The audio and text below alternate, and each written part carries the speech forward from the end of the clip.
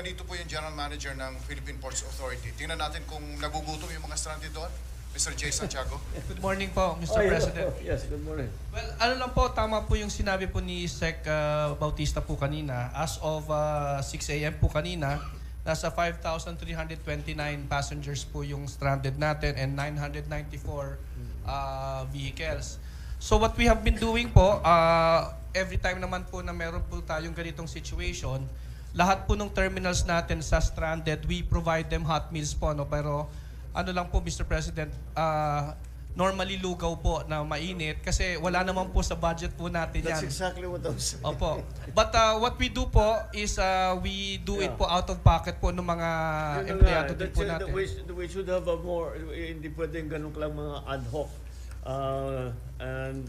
Thank you very much, and I'm sure it is a big help to those who are no. But the government should have a more systematic way of looking after them. Mr. President, if I may.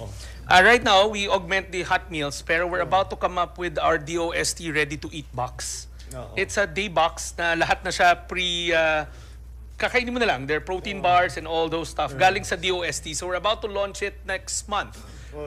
So yun yung mas systematic way of doing it.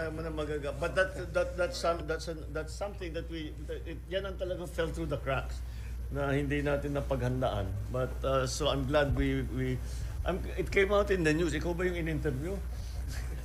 Yes po, Mr. President. Sabi ko na nga ba? In fact po, if I may, ano po sana kami, request po kami sa kila Secretary Rex na once those food items are ready, baka po pwedeng mag-preposition po sa mga terminals po natin na malalaki para We'll just do the same thing Thank you, sir. With a specific sa yung mga stranded na pasahero pag sinara yung mga puerto.